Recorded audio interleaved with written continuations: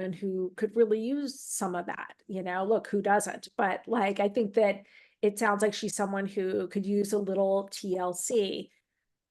It's hard for me to know if viewers are picking up on something that's real that feels inauthentic, or if it's just their biases about men and expression of relationships and feelings, but something feels a little off from what you're describing. Yeah. Yes. And yes. I feel Yeah, something's a little off. Personally, I just yeah, think if there's one thing, fine. But when there's a whole bunch, yeah, I don't know. If it were me, I would take a minute to pause. yeah. What about, like, she is estranged from her brother, and you could argue it's the brother, you could argue it's the sister-in-law, maybe they would get along if there was no sister-in-law. It's such a complicated situation, but where are you on the like family issues? Like, it's like Teresa and Melissa and Joe, or the other two, like, is family, is blood thicker than water? Work it out. Or is it like you have, and they have tried. I mean, they are now at the point where they too, like Tom and Ariana, just filmed an entire season where they literally say, like, that's it. And no, everyone's calm now. Like, they will just Yeah. never, ever, this side is dead to them. Your brother's dead to you. Your sister's dead to you. They're just, it's been the new norm for like almost a year and a half, 2 years. Like, are you of the like, okay, that's what we have to do sometimes? Like, what's your thoughts? Yeah, look, I actually just posted an article on my Twitter account about this, and I think that we want to do everything that we can to try to preserve our family. And to me, doing everything we can means family therapy, individual therapy, like all kind, like people who can help us communicate more effectively and work through the issues. I think that that's really important. And, I always like to put out when I mention therapy that a lot of people don't realize, because people say, like, well, therapy is really expensive, I can't afford therapy. But there are low fee clinics all around this country. In order to become a therapist, you have to do 3,000 hours under supervision. And you have to do it in a clinic setting where you get a supervisor who has 2 years plus of experience. So there are mental health clinics all around this country. A lot of them have waiting lists, which sucks, but get on that waiting list if fee is a concern for you. But to answer your question, I think that you want to know that you gave it your all, that you did everything you could to try to work through it. But sometimes you have a family member who is abusive, who is harmful to your mental health, and that you've experimented with making boundaries, you have experimented with saying no, you've experimented with better communication, you've asked them not to treat you that way, and they continue to do it. And if you have someone who is like that, then it doesn't matter if they are blood or not. You have to protect yourself because they're not going to. Right. I say the same thing. Yeah. What about, we have Shannon Bedore? She's on the Orange County Housewives, and she dated this guy, John Jansen, and now they broke up, and he's dating Alexis Bellino, who's also on the Real Housewives of Orange County. Now, they weren't exactly friends, Alexis and Shannon. They're in the same group.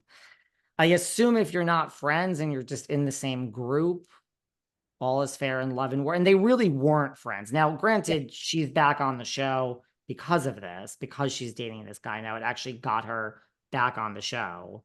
Yeah. One could say we all have and people think he's a fame whore and wants to be on the show too.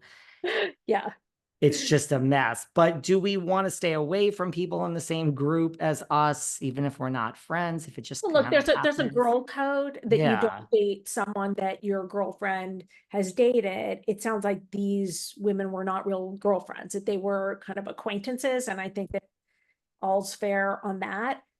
Look, are they doing this to get back on the show? I think their relationship will show it if that's the case. I think that this will play out because you can't really maintain a relationship if that's your foundation. Like, that is not a great emotional foundation for a really healthy, wonderful relationship. And if that's the case, I think ultimately it will crumble. What about, because everyone says that this guy, John, Louis with Teresa, especially Tom Sandoval, we keep hearing, I mean, everyone seems like, narcissist is the new word on Yes. Housewives, reality TV, Vanderpump. Everybody's a narcissist. Yeah. I've had moments where I've questioned whether I'm a narcissist, but then I looked up the definition and I'm like, I'm not. Then Yeah. a friend of mine told me I was a psychopath or a sociopath, and I looked up that definition and I'm like, I'm not either. So Yeah. That thank you sounds like very a much. friend you probably don't really need.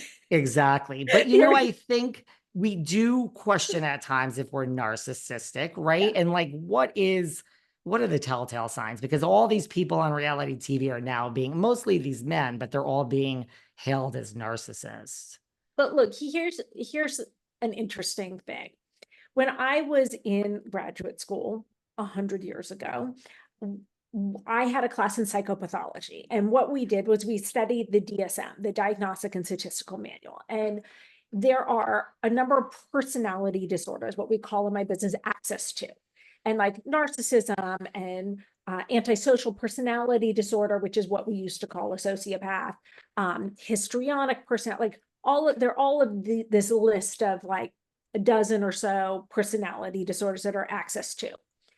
We read this really fascinating book and we had to take a quiz on it. And basically the premise of the book is that every one of us have personality traits of all of these personality disorders. And if you look at narcissism, for example, if you have no narcissism whatsoever, if you're at the bottom end of the scale, you're not going to care enough about yourself to get up out of bed and wash your face and get dressed and take care of yourself.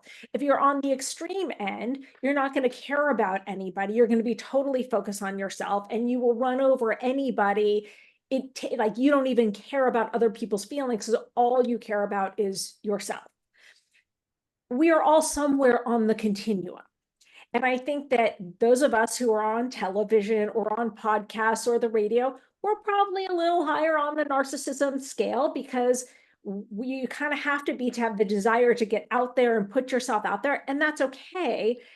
But what we have to do is understand where we are on the spectrum, how it impacts our relationships, and also to make sure that we are still compassionate people. And if you are someone who is having multi-year affairs and not telling your partner, if you are fucking other people over that you're supposed to care about, then you're probably a lot higher on that narcissism scale, that there's something going on. And I think that it's important to know ourselves and to have a sense of where we are on the scale of all of these different traits.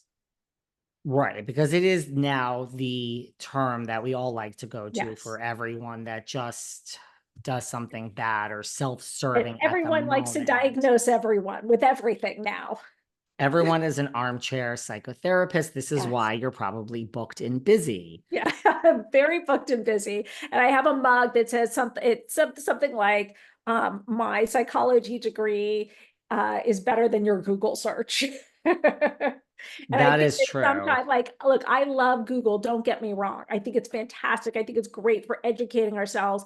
But I also think that sometimes people think that they have a degree when they don't. And I think it's important to be open to information and education and all of that.